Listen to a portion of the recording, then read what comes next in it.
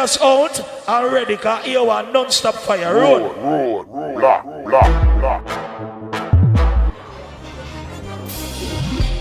This is Channel of We Rebuilding, another production by Roadblock Prod and GGCTV.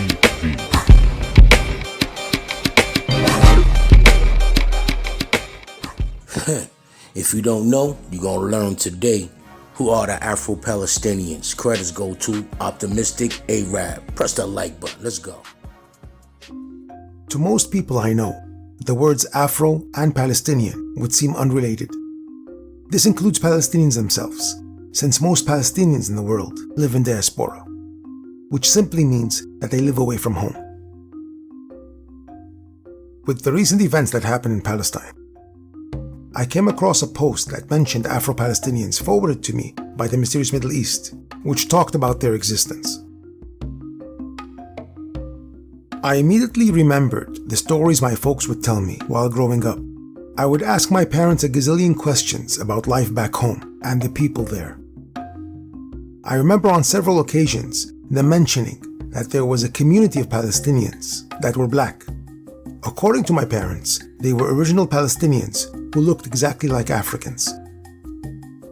I decided to dig deeper to find out who they really are, since Africa is a completely different continent. So how did they arrive there, and what was their history? To my surprise, all the information I could find was based on stories older generations passed on verbally over the years, just like my parents passed on their experiences and stories they told me, and that there were no records of this particular race of people coming to the lands of Palestine. Not officially, that is. Now, before I continue, you have to understand that even though this is a thriving community in the heart of Palestine that is alive and kicking today, as a member of diaspora who lives outside of Palestine, it is not exactly easy for me to simply hop on a plane and fly there and speak to these people directly about their community and culture because, well, you know the situation. Nor is it easy to readily identify Afro-Palestinians outside of Palestine because they are indistinguishable from other blacks and Afro-Arabs. So for now, the easiest thing for me to do is look into what others have written about them. The good news was that there were several Palestinian historians, including Arif al-Arif, who tried to put the pieces of the puzzle together based on actual historical events, in addition to the oral stories told by various Afro-Palestinian families. These family origins can be traced to locations as far as Nigeria, Chad, Mali, and Senegal, and their roots connected to Arab African tribes of Houssa, Salamat, Burgu, Zaghawa, Borno, Gambo, and Balala. I hope my pronunciation wasn't too off. I have this cool feeling now while writing this, where I'm imagining myself being Alex Haley, writing the book Roots, or the Autobiography of Malcolm X. I think I'll have to put my ego on check first thing after uploading this video. Now back to the history part. We can summarize African immigration to Palestine into three major eras: the Umayyad Caliphate era, the Fatimid Caliphate era, and the last days of the Ottoman Empire during World War I. During the Umayyad Khilafah, for those of you who don't know, the Khilafah had control over lands from North Africa in the west to Central Asia in the east. This allowed a lot of trade and diplomatic relations to thrive. In addition, Muslim, Christian, and Jewish people from all around the region would visit the lands of Palestine for pilgrimage, where many of which decided to stay and live there due to the economical and political stability of the region at that time. I guess because it was a multinational area, it was normal for people in the cities of Palestine to see other people from all around the world, and made them more tolerant to different races and faiths, as it was normal to see this, especially in a city like Jerusalem, whose Arabic name is Al-Quds, meaning the Holy Land. The stories my parents told me make more sense now when I look at the map. They said that there was a large number of Afro-Palestinians who lived in cities called Ariha, otherwise known as Jericho in English, and Al-Ghor in today's Jordan, places located between Jerusalem and the Dead Sea of Jordan. This means that African settlers must have chosen these places to live in after visiting Al-Quds. That's my guess.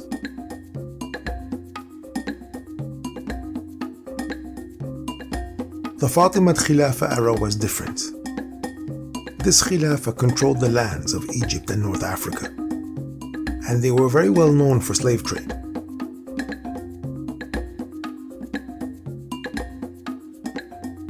According to historians, the port of Gaza City was a hub for slave trade due to its location by the Mediterranean Sea and its close proximity to Cairo, the Khilafah's capital. It makes sense to say that it is here where the racist term used up to a couple of decades ago in Arabic, which is abid, meaning slaves, came from. This was a term used to describe blacks. I remember hearing previous Palestinian generations call black neighborhoods Harat al-Abid.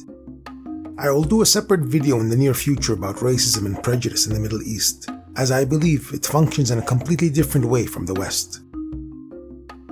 There is a significant amount of Afro-Palestinian Bedouin tribes who live today in the desert south of Gaza. Their origins are believed to be the leftovers of slavery back in the Fatimid era. The most recent era that witnessed African visitors to Palestine was during the last days of the Ottoman Empire, during World War I, where Al-Arif spoke about in his book, The Detailed History of Jerusalem. He mentions that during this time, many Africans had visited Jerusalem for pilgrimage and were never able to go back home due to the new borders that Britain and France had established after winning the war against the Ottomans. Since they had nowhere else to go, they were forced to stay in Palestine and make it their new home. I think it's important to differentiate between the Afro-Palestinians and the Afro Israelis, where the latter were over 14,000 African Jews from Ethiopia that were flown in the early 1990s by the Israeli Air Force to save them from captivity in Sudan. These Ethiopian Jews are today considered Israeli citizens, and there's a big conspiracy about them being treated as second-class citizens in Israel. And that's a whole different and complicated story altogether.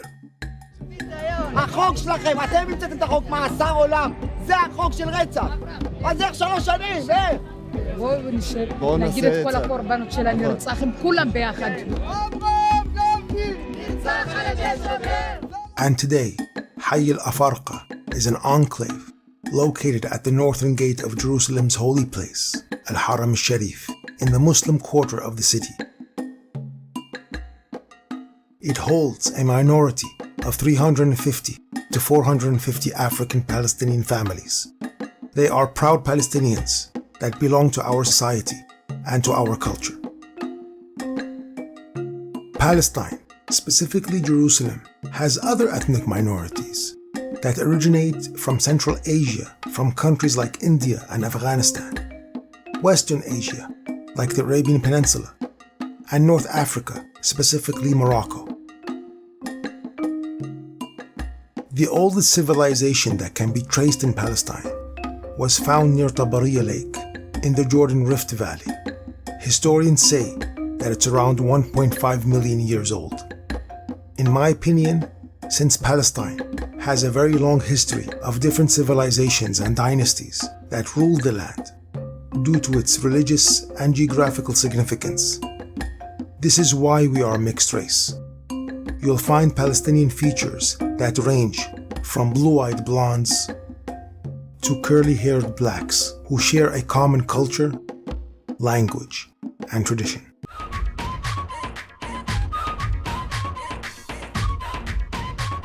Like I said earlier in this video, I'm very proud to have dug deeper into my roots and to have learned about my own history and family. I hope you learned something as well. Maybe my kids will appreciate this history lesson one day too. And to those of you who stuck around to the end of this video, you guys are awesome. Here's the real reason for the war in Israel. This little strip of water between Egypt and Israel is what's called the Suez Canal, and it accounts for about 12% of the world's GDP and about 5 to 10% of the world's oil distribution. Now in 2022, Egypt made about $8 billion in transit fees from the Suez Canal. Not bad for Egypt, but you know this didn't sit well with the United States, France, the UK, and Israel. The other thing about the Suez Canal is that it's very narrow and it only goes one way. So for 6 hours a day, ships can only go this way, and then for another 6 hours a day, ships can only come back this way, which economically costs time and money. Then there was an incident back in 2021 where a ship actually jammed the Suez Canal, which cost about $10 billion a day. Not only that, but the United States Pentagon said that the Suez Canal traffic impacted U.S. military vessel movement. And you know they can't have that. So what was the alternative? It's called the Ben Gurion Canal Project. This is Channel of We Rebuilding, another production by Roadblock Pod ML GGCTV.